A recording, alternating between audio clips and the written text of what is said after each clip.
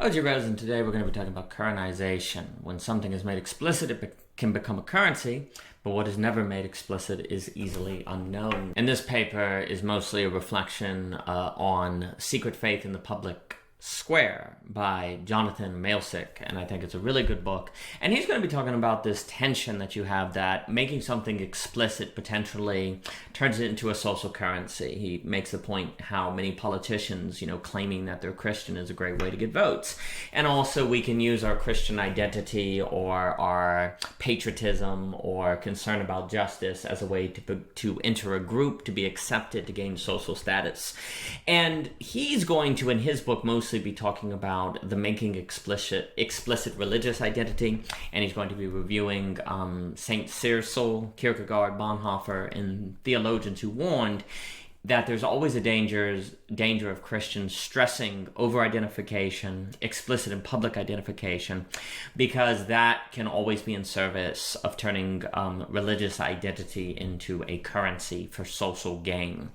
And, he also just makes the point that in Christianity, there's a mechanism of suspicion about this within itself. I mean, Christianity says people are fallen, right? So it is to be expected that Christianity could be used as a currency for people to gain social status. And he'll talk about the human project of Christendom deserves suspicion. Theologians know how easy it is to deceive oneself about one's true motivation for any apparently good action. And, really, anytime there's a kind of push or a moralization of making one's beliefs explicit, that in of itself warrants suspicion, because it suggests that we're moving in the direction of using Christianity in service of Christendom.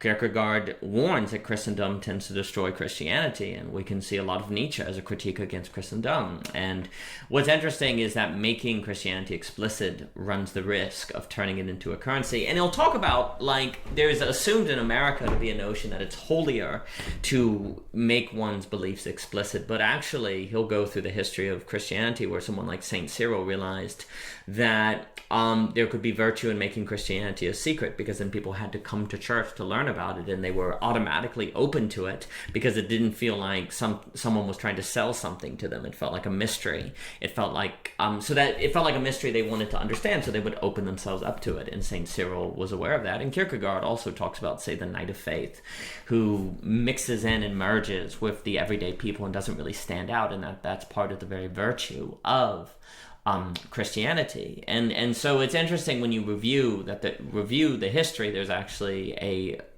variety of opinions on the role of making belief explicit or keeping it secret.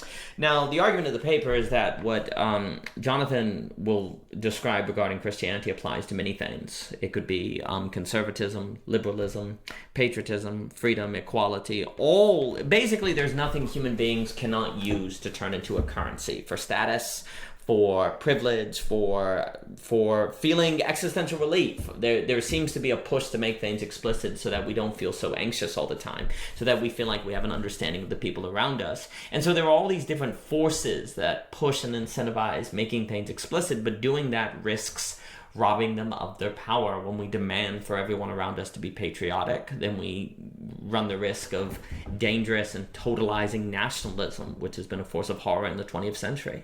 When we become very forceful about everyone participating in social justice, then we run the risk of making social justice something in service of a particular political party that just happens to be ours, because we tend to identify, say, in explicit association with a certain political party as being evidence of for or against social justice. So beliefs and initiatives and even moral and just projects can be destroyed or ruined by the very act of translating them into the explicit and the visual and something that people can see.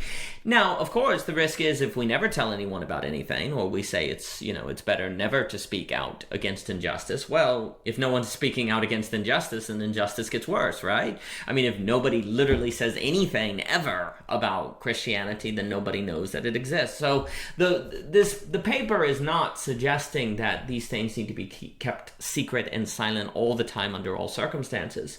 But basically, it doesn't even seem to be a notion in our minds that there could be virtue in hiddenness or virtue in secretness. And so there's very little chance that we have a dialectical balance.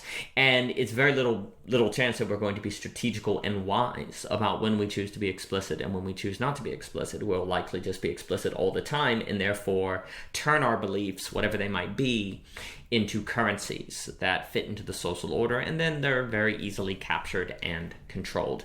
So the paper is suggesting a need to be more strategic, to be more aware of this natural bias to make things explicit so that we can make things explicit only at the right time, only when it is appropriate. Now we have to discern what exactly that is and how we go about doing that, but we won't even realize we need to think those thoughts unless we see how making things explicit can sometimes be a problem.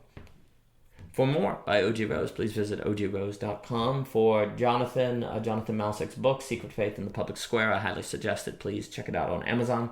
And thank you so much for your time.